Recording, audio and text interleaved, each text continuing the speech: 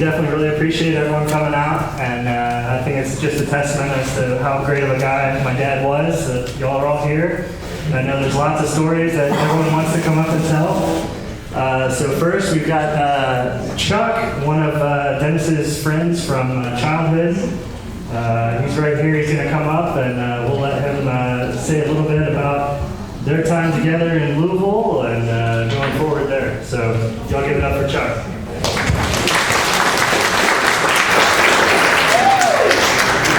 Thanks, Chris. First thing I'd like to do is thank the Betz family for inviting myself and my wife here from Dallas-Fort Worth. We drove down to be at this special occasion. Wouldn't miss it for the world. My comments are from Dennis's early part of life. A lot of you, I'm sure, have known him in his last years of his life.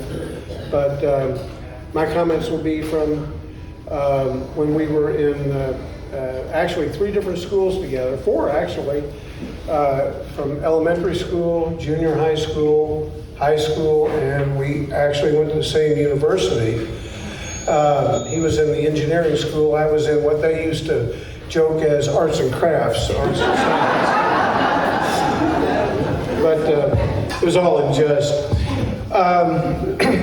To know Dennis Betz, Dennis Lee Betz, we didn't know him as Dennis. We knew him as either Denny, or in high school he was Zodi or Zodiac. I'm not sure where that moniker came from, but that's the way we knew him, especially Denny. He was always referred to as Denny. And I got to know Denny obviously all through growing up. We went to Charles D. Jacob Elementary School together, Southern Junior High School, and DuPont Manual High School. Most of my comments are going to revolve around Manual High School because that's the part I remember. I don't remember a lot of stuff back in elementary school, except maybe when I went to the principal's office and got paddled once in the first grade. Anyway, but more on a serious note, Dennis was one of the finest individuals that has crossed my path in my years here on earth. It was just such a pleasure and an honor to have known Dennis because he was an exceptional individual. Just a few things about his character and personality. I never knew anybody that had such an even tempered personality as Dennis. He never seemed to get upset about anything, even when things weren't going so well. He was just, he was one of those people, if you didn't want to like him, you couldn't help but like him. He had that type of personality. And secondly, I never knew anybody that was so anxious to always be involved in something. He was always being involved in school activities. He was the president of the student council at Manual, and he played sports, both baseball and football, and I'll talk about that here in just a moment as well. But he was always involved in all of the major school activities. If I could think of one person that would be like Mr. Manual. In fact, I think he might have been Mr. Manual. I have to go back and look at the yearbook to see. But he personified all of the great characteristics of an individual that none of the rest of us all had. If you rank things like character, intelligence, perseverance, determination, and you ranked all those and made a composite sort of summary of all the people at Manual, Dennis he would come out on top. And I'm not trying to say that to patronize the family or anything. I truly believe that. I mean, maybe he didn't have all of those characters individually as number one, but if you put them all together, he would come out on top as number one. He really would. And one of the things that I'm sure if he were here today, he would say was one of the highlights of his life was to win the Ralph Kimball Award at Manual that was given out to the outstanding overall student who was in baseball who was personified baseball ability, character, academic achievement, that sort of thing. He won that trophy, and I know he was very surprised to win it, and he was very honored to have won that award all through his years. I know that it was very important to him. Now, on a lighter note, I'm going to share a couple of stories that I have. Dennis and I also not only went to the 4 schools together, we grew up in the same church. We went to St. James United Church of Christ, and we were confirmed in the same class in 1965. In fact, I have the bulletin out there on the table with the pictures from our 1994 reunion. But I share one event that we had. I can't remember exactly how this was, but we were in high school, and we were at the point where we were driving, and we drove up to Iroquois Park. I think we were chasing some girls or something up there. And so we parked in one of the lookouts. This park set way kind of high up, and you could see over the whole city of Louisville. And so we parked there, and here comes a cop car. So we were afraid that they were going to come up and find out what we were doing there. So Dennis pretended like he was a girl and put a scarf, some kind of a thing to make it look like a scarf over his head, and sat real close to me. It looked like we were, lovers there at Lovers Lane. That's one little anecdote that I remember. Another thing that we used to do in high school, one of our fellow classmates had I think it was a 1953 convertible Buick that we called the Bomb. And we used to we put the top down on that, we would ride around. And I guess I shouldn't share a story like this, but we weren't too good in football during our junior year, so we would get frustrated after the games.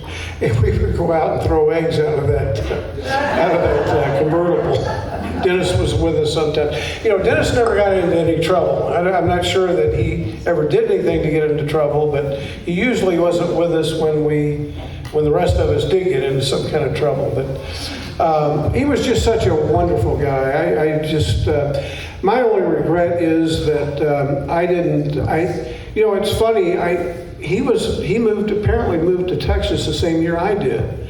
And I didn't know that until we met up at the 1994 25th class reunion. And my only regret is that we didn't get to spend time together, with him being over in the Galveston area at the time, which is not that far from Dallas-Fort Worth. And that's my only regret of not being able to spend some time with him, especially the fact that he liked to ski. And at that point, when my wife and I, in 2002, I think it was, we went skiing, and that would have been something I would have liked to have done with Dennis. But he was such a great individual.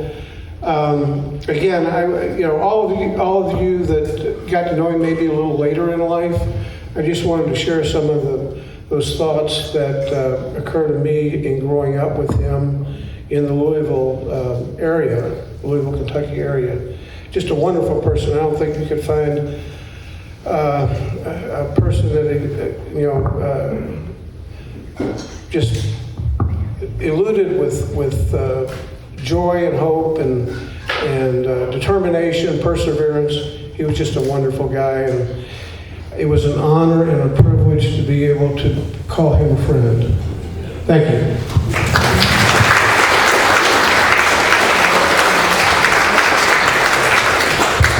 Thanks so much, Chuck. All right, next we've got Dave, who worked with my father, and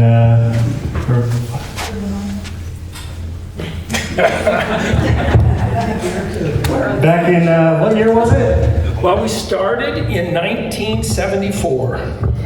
So I knew Dennis this month for 50 years. And the Dennis I know, and we've stayed close for all of those 50 years. I was the best man it kind of looks the same, right? in Peggy and Dennis's wedding 20 years ago. And the Dennis that I knew in 1974 was party animal Dennis, okay? We were young engineers, we worked for Alcoa, we had just gotten out of college, and we were just having a lot of fun. We talk about skiing, Chuck. We skied on the Ohio River every weekend, every day during the week. It was almost like we just went to work between having a good time every night. It was a lot of fun with Dennis. And for those who know Dennis, he was rather frugal. I don't know if you know that, but yes, thank you. And I'm the same way, right? I think engineers, you try and do the most with your money. And Dennis and I would go on winter vacations a lot together. And what we would do is this is in the late 70s, early 80s, where you had these timeshares, right? You remember this? Right? You could actually get free room, ski tickets, and all you had to do is sit through an hour of somebody saying, blah, blah, blah, blah, blah, blah, right? And Dennis and I were both salesmen, okay? And what can a salesman say best? No, right? No, right? So we would have so much fun going out, skiing, going to all these places, going through this, and we had a great time together. And Dennis and I, we had our businesses very much at the same time. He had Provalco. I had a company called Altec. We helped each other in those companies. So Dennis was my best friend, and I miss him dearly.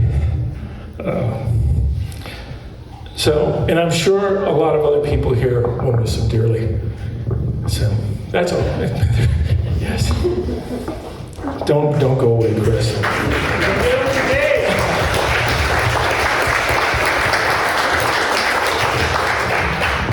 All right, next we've got Dean.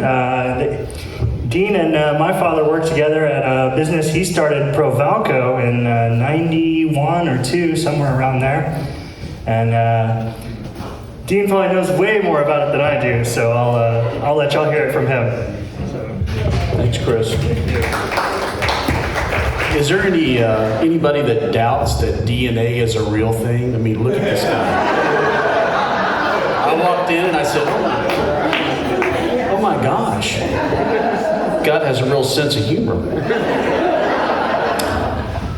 So my name is Dean Johnson. My wife Susan and I had been married about 4 years when I came across a valve company in Houston. I was selling signs at the time.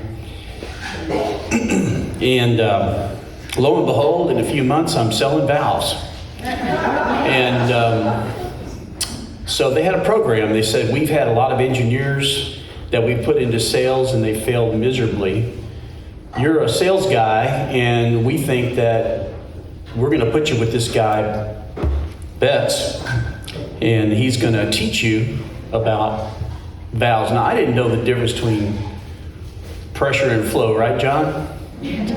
Right, John? John can tell you. John can tell you pressure and flow. I just couldn't get what. Okay, so anyway, here I find myself in a very technical business. I have a young family, been married less than 5 years. I got many reasons to go to work. And Dennis was a mentor for me. Now, life has a way of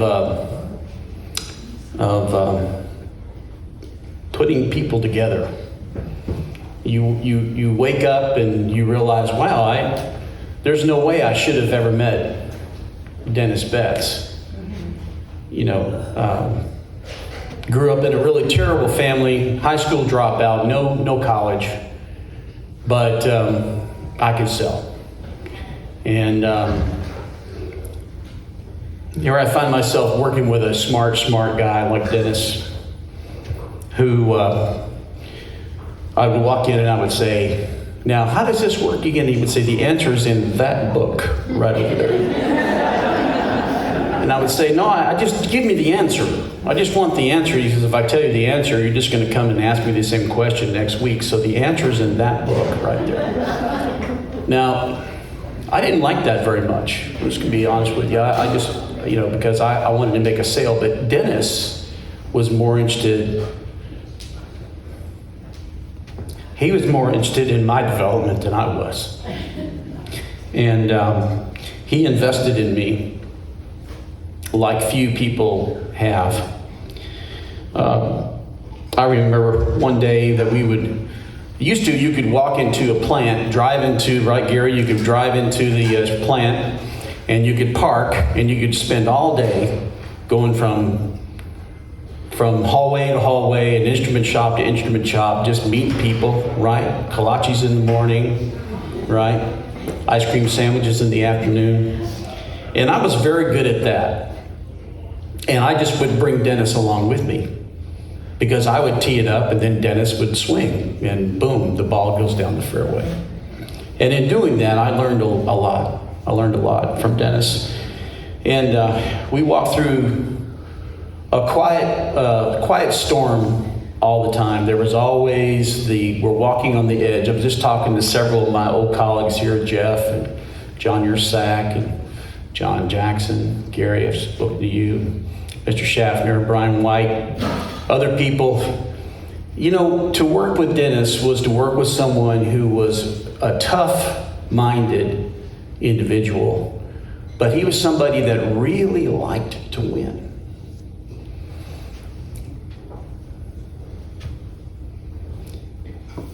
He made you want to win too. And I didn't think I had a lot of reasons to want to win. But when I worked with Dennis, I learned that winning was a good thing. A couple years into it, my wife and I were pregnant with our third child. Who knows how that happened? But we found out in the 7th month through an ultrasound that the child was going to have problems. Lots of problems. And Dennis and I were going through a difficult time. When I first went to work with Dennis, the valve company called Bray was paying my salary. That was the deal. Well, then it was time to transition and start working for Provalco directly. And Dennis and I were arguing about a compensation program. To say that Dennis was tight.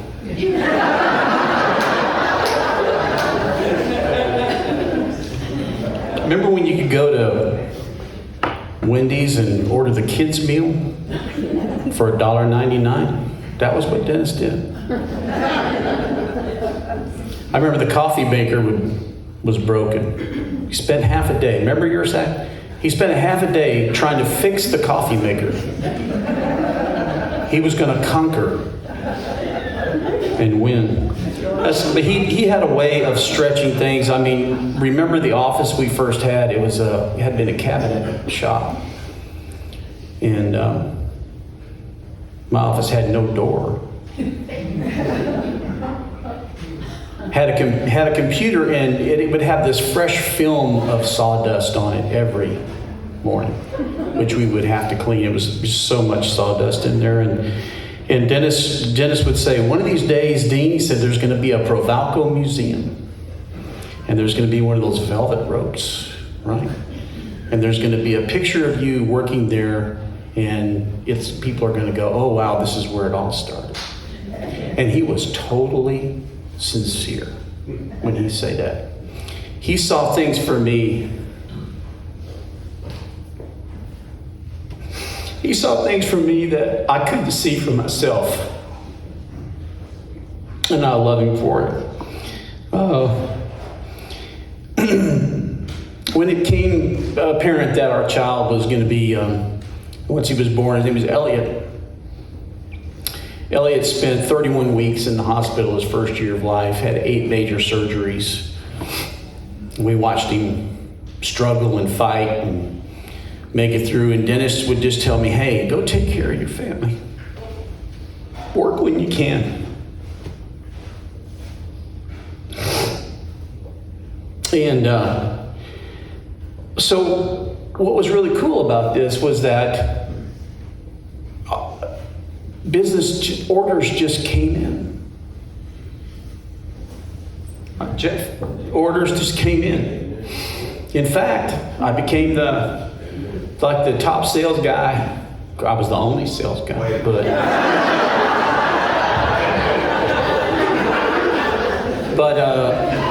I was still the top sales guy. I remember Dennis telling me one day, he was a challenger. He was a tough love guy, but he's also an encourager. How many of y'all need some encouragement today? Isn't that in really short supply? Huh? Today, haven't seen somebody in a while? Say something, John Schaffner. Say something to encourage him.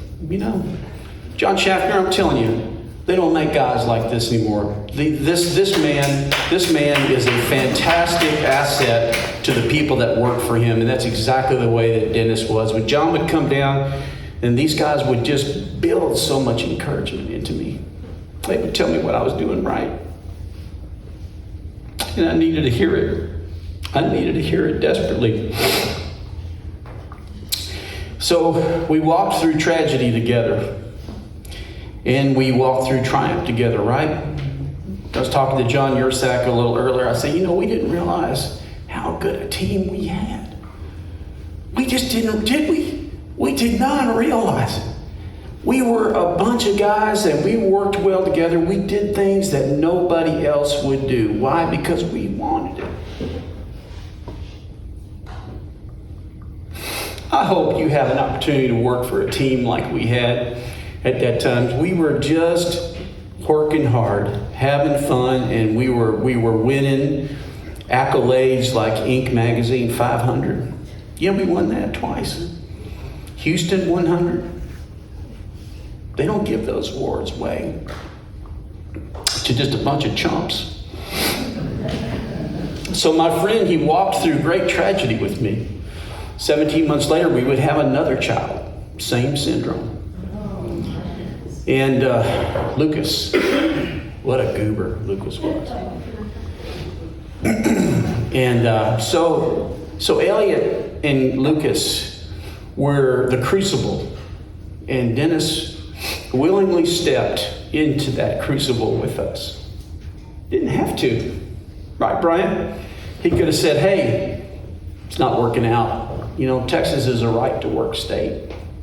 Could have easily done that. Would have cost him a lot less. But he didn't. So he was a compassionate leader, tough-minded, frugal, brilliant guy. He would just work harder than anybody else. And the thing he loved more than anything else was fixing stuff, right? Fixing stuff. He tried his best to fix me. And I appreciate that because I needed a lot of fixing. I want to say to the family how much I grieve your loss. I know what a hole is, to see someone that you're used to having around and someone who's been interwoven with you, right? I know a little bit about what that's like. But let me tell you what I believe. I believe I'm going to see my friend Dennis again. He's up there working on my closet with my two boys, Elliot and Lucas, and you know what? He's probably teaching them some stuff. The Bible says we're about to enter into the restoration of all things. Death is not the end, it's the beginning, right? And Dennis Betz and I, we're going to build things together. And we're going to love people well. And I hope to become half the man that my friend Dennis was. To me, there's a quote there's a real good author of that. If y'all like reading books about life, there's a guy named Dan Allender. I highly recommend you read some books by Dan Allender. But this quote is from Dan Allender. It says, "Tragedy always moves our story forward in a way that shalom, which is the Hebrew word for peace, could never accomplish. Tragedy brings us together. Tragedy binds us, and it propels us. And so I feel like that.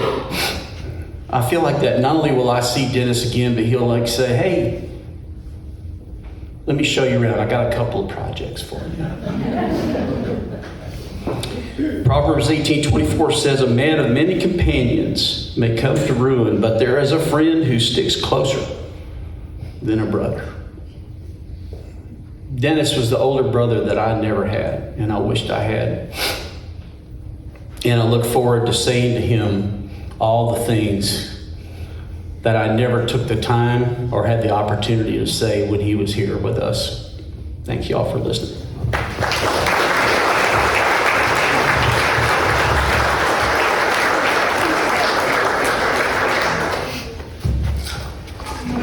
Y'all give it up for Dean. And then Keith, are you around here? Now Keith is one of Dennis's neighbors here in the Cove, and Peggy's. Well, and everyone in the Cove, thank you all for coming. They love you guys. They talk about you all the time. And Keith's going to tell you all about us. No, I'm not. Yeah, Okay, I'm going to do a toast before Jason comes up. Peggy, thank you for everything you've done. Thank you for all the love you shared with us. Okay, this was the program, but I like to go off the program. Anybody else got a story they want to tell us today? Come on up. Come on down. It's the Blue Light Special. This is the Blue Light Special. Yeah. This is the guy that married us. This is Jeff. I'm Jeff Anderson, and I had the honor to do Peggy and Dennis' ceremony at Tiki Island. Oh, I should get a clap for that.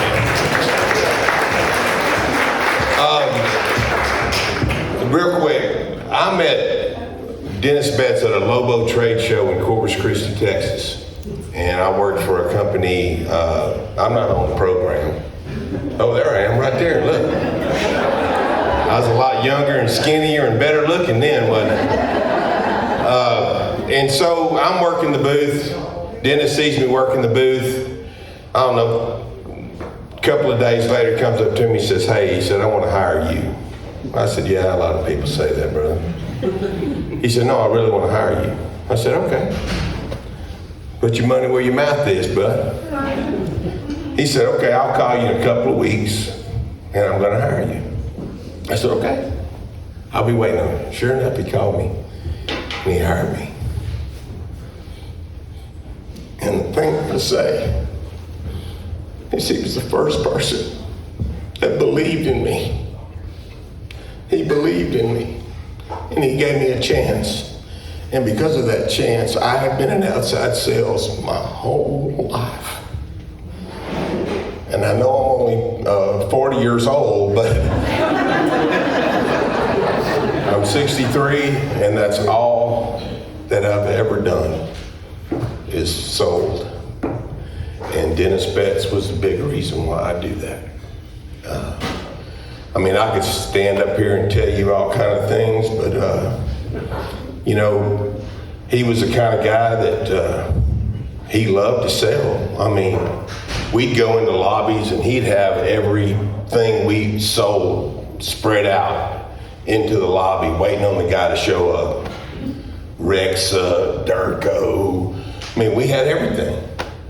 And he was so he was so excited, man. I mean, like, he couldn't wait for Jim Glosson with Inland Orange to come, Owens, Illinois, to come and sit down and talk to us so he could show him all the stuff that we did. He showed me how to sell. He showed me how to sell. He showed me what selling was all about. And I'll never forgive him for that. You know. And one of the things that I remember, Dennis was one of the smartest men I ever met. At one time, now somebody correct me if I'm wrong, he was one of only 2 people in the United States of America that could go sit on a jury or a witness stand and determine whether or not a valve failed from either it being a human error or error the other way. He was one of only 2 people. I never will forget that. I tell people that story all the time. And I'm gonna close with this. And Dean, I can't believe you didn't say this. He would sing, "It was great to be a valve man." Right?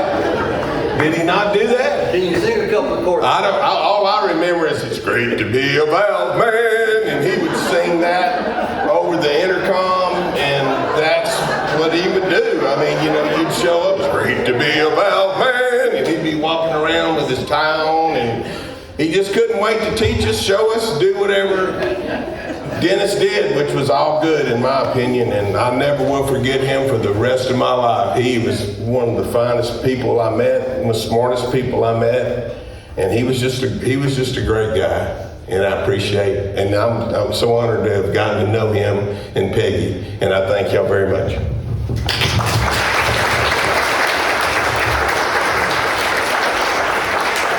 I know we've already thanked Chris, but didn't he do a heck of a job on all these videos? Come on, Chris, stand up and take a bow. Come on, man. I just keep looking up and the pictures keep showing up. It's amazing. Okay, more stories. Anybody got more stories? We got till 5 o'clock. I'm not getting down until we get some more stories. Come on down. Come on, girls. For those that don't know, this is Michael the Jingling. The man with the drinks. Yeah. Anyway, I got to know Dennis. I live 3 doors down from him, by the way. From me too. You too. Through Taco Tuesday. We had Bloody Marys and Ollie would make tacos. In December, the first Tuesday in December, the next day I was leaving for Antarctica. So I had to get home and pack, clean things up and whatnot. It was 10:30 and here comes Dennis. Everything is put away. I could see him at the door. I opened the door. Am I late? Am I late? I said, no, come on in. I had 2 tacos in the fridge. I was going to take them for Lori and I. We were going to eat them the next day before we caught the airplane to go to Antarctica. He said, is there any food left? I said, yes, there is. And I said, come on in. Is there any Bloody Marys left? Yes, there is. Come on in. So he starts eating. There's just the 2 of us. I think ladies group was coming in for bunco or something. And we decided to finish the Bloody Marys. But there was still quite a bit of vodka. It was a 1.75 liter. We had probably 40% left. We ran out of the tomato juice. And because what are we going to do now? I said, there's a whole thing of limes. So we started doing like tequila shots. We were squeezing the limes. And every time we did that, his leg would go up. It's like, wow, this is cool. Like 4 or 5 times, his leg, my eyes would be squinting when I did it, but his leg would pop up. So we finished that bottle like 2.5 hours later. We were snockered. And I had to go home and pack. I had to get him home. He decides, he says, you want to see me do 4 miles an hour on my scooter? I said, I'm going to jump that curb. And I said, don't you dare. So anyway, we go down past the pickleball courts, and he decides to take the scenic route. So he goes from Alex's house to Keith's house, to Mary's house, up the driveway, back and forth. And I said, I gotta pee. By the time we got to Latta's and Garfield's, I gotta pee. So I went in between those 2 houses and did my thing. Back and forth. He's just in my vision as I'm walking down the middle of the street. He starts singing Christmas carols. Jingle bells, Batman smells. Dennis, stay away from the curb. You know. And by the time we got to Chip's house, I had to pee again. So Lori knows. Bladder problems. Anyway, I got him home, and I said, Peggy, he's got a lot of high octane in that bag. Don't light a match. So I used the bathroom again. I walked home, but during the time here sitting at that table, he said there was two things he talked about, and one was Peggy's driving. Oh my gosh, Peggy had blinders on. He's in the back strapped down like a missile. And he says, she's going down the road. I'm telling her left and right. And he's like this, and he's all over the place. And it's like, no wonder, my back hurts. So he would talk about Peggy's driving, and he's like, you come to a stop sign, he's going 50 miles an hour, or she's going 50 miles an hour, and she decides to brake at 100 feet from it. And then all of a sudden he's down. And it's like, talked about that a lot. The other thing he talked about was, one day I'm going to dance with this woman. And Is it me?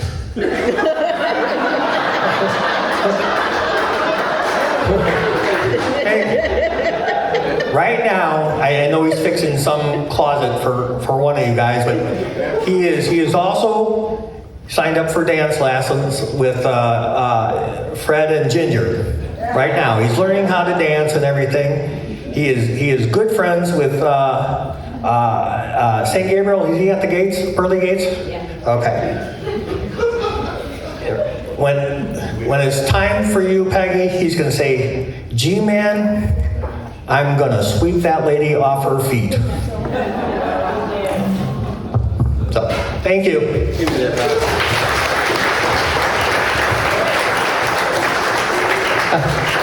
I'm not going to ask Peggy to come up and finish that real story, but let me finish the story. That trip back to his house, Michael let him drag all the skin off the bottom of his toes because he wasn't watching his feet. Right, Michael? So you might have had a little octane too. By the way, anybody else got a story? Come on. It's the man. I know the man made stories. Heck, he made stories around here. Well, I got one quick. Everybody keeps talking about how frugal Dennis was. I never saw that. I never saw it. But let me tell you, since Dennis is not with us anymore, that credit card comes out of Peggy's pocket just like that. She has decided it's okay to spend money. Which is great. I love it. She's coming out of the closet. Okay, let's don't go there. All right, any more stories? Here we go. Oh, the man with good stories. I don't know about that, but I can tell you it's hard to follow Dean. So I'll say that. But I got to know Dennis. I'm a native Louisvillian that now finds myself in Indianapolis. But I went to school in St. Louis, went to work for a company in St. Louis, and then opened an office for them in southern Indiana. And Dennis happened to be a regional manager for Jamesbury at the time. And I saw a number of the people that responded to you, Peggy. Yeah, Don and they're still around. But in any event, he worked with us, and we worked with him, and it was a real pleasure. You know, he really helped me run that little office, and I thank God every day I have met him, because I went on to buy a firm in Indianapolis, and we have grown significantly. But I remember when he was involved with Provalco, we would have like Friday meetings over the phone. Well, what are you doing here? What are you doing here? I'm doing this, I'm doing that, right? And this would go on for hours, and it was a real pleasure to participate in those. So being in this business that we're in, you have to come to Houston frequently, because that's where the shows are, that's where the people are, and of course, as he moved down here and got involved in the local business here, he had a great time. He enjoyed the people that we were all working with, and he is responsible, I would tell you, for a couple of product lines that we picked up, owing to his knowing me and his association with them. So I have a great deal of thanks for his help and assistance along the way. But in coming down here from time to time, we would always find ourselves in probably a place we shouldn't have been. But I'll leave it at that. But I remember one time that we were out, he said to me, "Look, I'll buy the liquor tonight, you just buy dinner." And we went, I don't know where the time went, but before you know it, we're getting thrown out of one place, and the kitchen's closed, and the kitchen's closed, and the kitchen's closed. You guys know what's coming, right? The only thing that was open was a Burger King. So I said, "It's on me." You're a salesman, aren't you? Oh, I am trying. So he says, "I can't believe I must have poured out $150 on liquor," and that's the best I could do. You know, we tried 3 or 4 different places, so I felt real bad. So at Christmas time, I sent him a Christmas card, and I sent him a gift card for Burger King. Now, Peggy, did he take you out to dinner, as I had suggested? So he kept it for himself. He never let me forget that travesty. And if he were here, I'd buy him a Whopper. but what a great guy. And he grew up in a part of town close to where my grandmother was. I grew up on the East End. I went to St. X. He went to Manual, which was previously known as Louisville Girls High School. And that's where my mother went to high school. Yeah, I can't make a lot of this stuff up. You know, I really can't, but he was a great friend. I had spent a couple times with him coming down here specifically to do that. And I thank Peggy for all you've done. I mean, you had... what can I say? I'll leave it at that. But thank you for giving me a few minutes here to share some great memories. Appreciate it. Awesome. Thank you.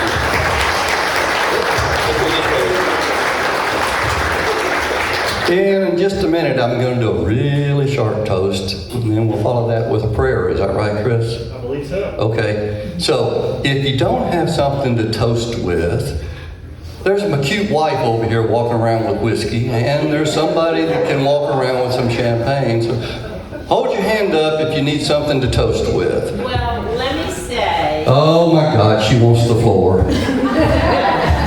This could take a while. I want this. Everyone's got drinks? Any hands? Anyway, just FYI, Dennis was an ambassador for Maker's Mark. Now, what does that mean? That means we need to all drink Maker's Mark so he can fulfill his ambassadorship. So the Maker's Mark Ambassador is an interesting position where they invite you up there whenever they have an event, and they allow you to taste. They put different wood in the barrels to season the whiskey differently. So they have different private selections and reserve selections, and there's different tiers of whiskey that they produce there. And as the ambassador, I think you're entitled to like a couple bottles or something. I don't remember exactly what the details were, but out of these different selections.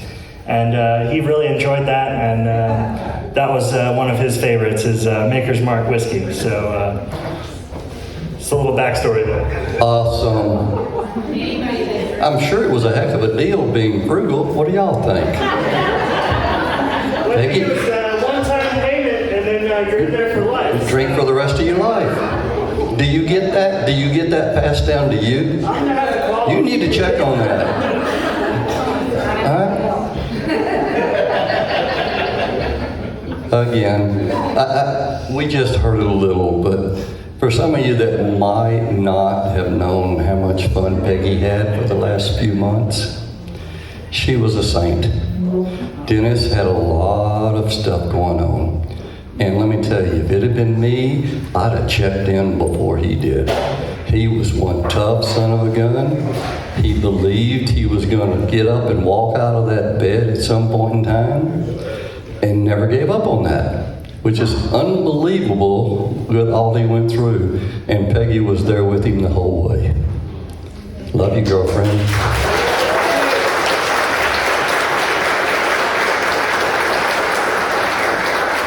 And by the way, I took her to the eye doctor because she was really dangerous driving because she didn't think she could see. And the eye doctor said, you really don't have a problem with your eyes. You just have dry eyes. You need to quit crying so much. I went, that ain't happening. It's going to go on. Yeah, go ahead, girl. All right, so has everybody got a glass? This is going to be short. Is Jason here somewhere? Yes. Okay. Oh, no wonder you wouldn't take a drink from me a while ago. You've been a good boy. Come on now. All right, this is going to be short. This is a toast to Dennis Betz. Everybody raise the glass. The toast is, this is not about the life that was, but about the life that was well lived. Oh, Cheers. that's beautiful. Jason. Jason. Chris, do you have anything else? Oh, wait. Come on, where you coming on, Jason? I was standing here on that back screen. There was a picture of Dennis Betz that came up. Chris, if you can find it. Which one? He was naked from the waist up, and he had like a 12 pack. He was rippled down the front. Peggy, do you remember that? Is that like before you maybe? Does anybody remember Dennis with a 6-pack? Could have been Shiner. So, but if you find that picture, flash it up on the big screen. I want to make sure I saw what I thought. I don't know which one you're talking about. Oh, he was looking studly. Oh, Peggy. He's got his high school photos over. Now this was a little older, and he was looking good. All right, Jason, it's all you. Thank everybody for coming. Thank you.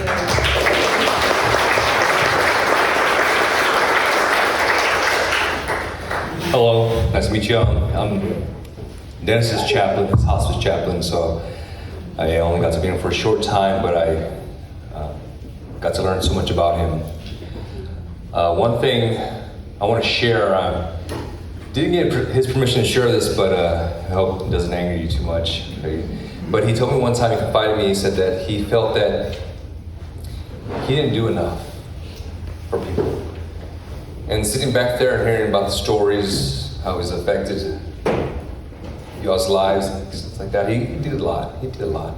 I think sometimes we forget that we touch people's lives and we affect so many people, family and our friends. And I just want to thank Dennis for that. And yes. So I just want to say a prayer right now. And let's bow our heads. Heavenly God, I just want to thank you for Dennis's life, for the many memories that he's left behind. Let us cherish those memories. And we just ask you, God, to be with us, just to hold us up, because it's difficult times. Sometimes we forget about those memories, and we just need you to be there with us, to send your Holy Spirit to be amongst us. So again, we thank you for Dennis's life, for the many times he's been there for us and what he's done for us, and the blessings. And we continue to go forward, and we look forward to meeting him again and seeing him again when our time comes, Lord. And he'll be smiling there, and we can tell him personally always affected us. We thank you, Dennis. We pray all this in Jesus Christ's name. Amen.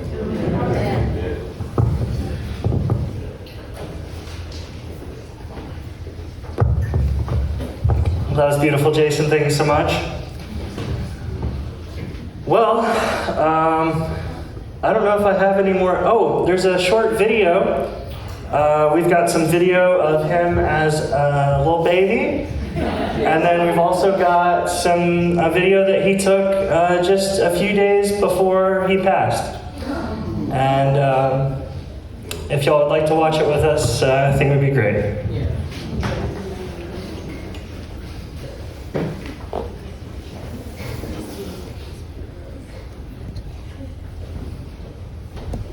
Now there's no sound for the first childhood clips here, but this is his dad, my grandfather, in 1951. And this is his mother, and here's Dennis.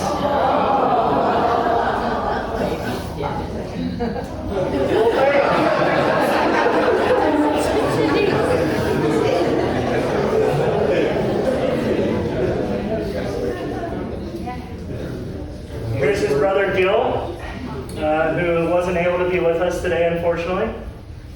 And here's some more shots, clips as him as a little baby.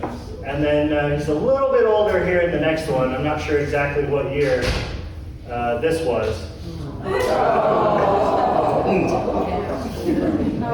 He's about to tell us sometime about something about their time here at in the Cove. And we'll watch the sunset together, and I think it'll be really pretty. Okay, we're sitting on our back patio. The beautiful sun going down on Tuesday, April 16th, and we are enjoying this part of our new house. Really is pretty neat.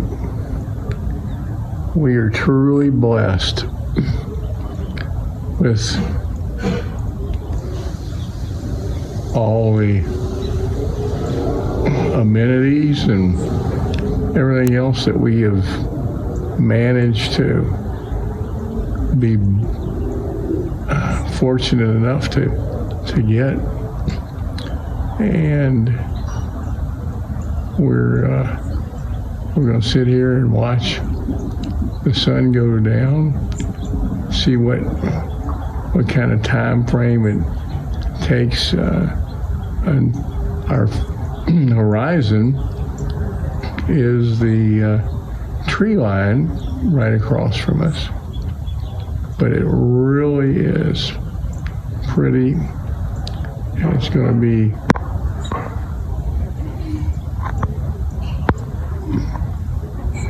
pretty neat. And we're going to love being in this house. I hope I get to stay here a while, at least. But this is our home after Tiki Island. And it's quite nice. Peggy and I love it. Look at that. It's going down quickly from what we can see.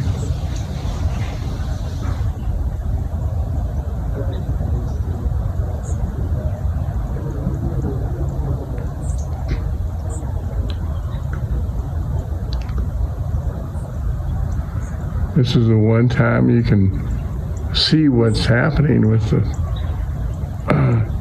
movement of the sun across the sky. And this is what we have. And once that sun hits the tree line and the horizon, if you want to call it that, it goes down in a hurry. It's just another episode of God's beauty in our neighborhood. Yay! And it's wonderful. So we thank God, we thank everybody else who have contributed into our life. And it's just neat, that's all. So anyway, we've been on here for over 3.5 minutes, and that's how quickly all this goes. So, thank you very much. Hope you all are enjoying this.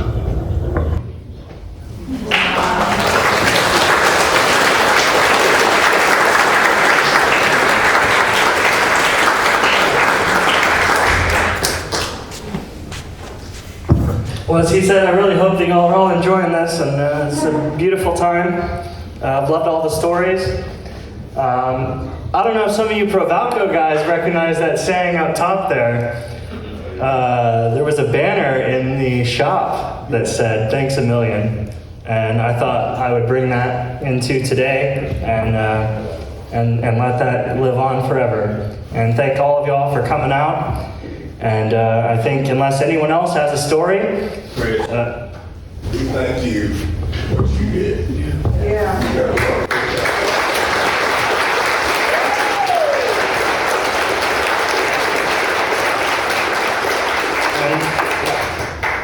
And Peggy, thank you for everything you've done. Oh, yes.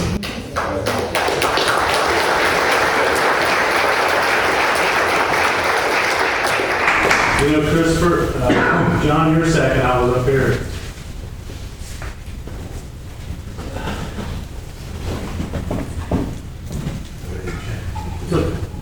A few weeks before, and you know, he was so proud of me. He really was. And we really loved him. well, thank you very much. I thank all of y'all for coming out today. This has been so beautiful. I don't think we could ask for anything better. We've got all of his, from childhood through the very last few days, and it's just really beautiful to have it all cataloged. And if y'all could go on the back of the card and scan the website, and if you have any stories to tell or anything, leave some comments on the guest book, and everyone will be able to. I'll keep that website going for a long time. So please go on there. There's a lot of photos. I've got galleries from Provalco. I've got galleries from his childhood. I've got all of his class photos. If y'all were in class, you can download those. And just everything's up there, including the video of him as a child too, if y'all want to see that again. So I can't thank y'all enough for coming out. And if you want to say anything else, or I think it's beautiful. I think it's awesome. It's so much fun just sitting here. I can't keep from looking at you guys and being happy you're here. And my sister, the wise woman that she is, and she looks a lot like me, doesn't she said to me, you know, these kind of things, these celebrations are really for those of us that are left alive without this person. And it's so true. It is. It's just healing for us to be with our friends. Thank y'all. You can't thank all of us.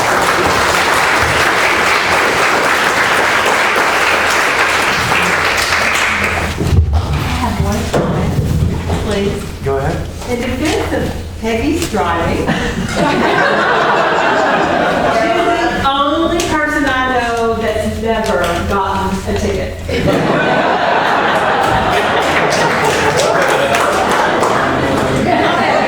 that true still? Yes, it is.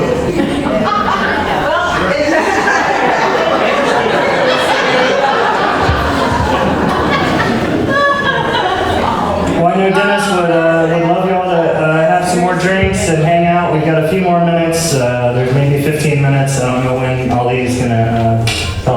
hit the road, but No, he said we could stay, he said we can't sleep here. we'll be here indefinitely, is what I heard.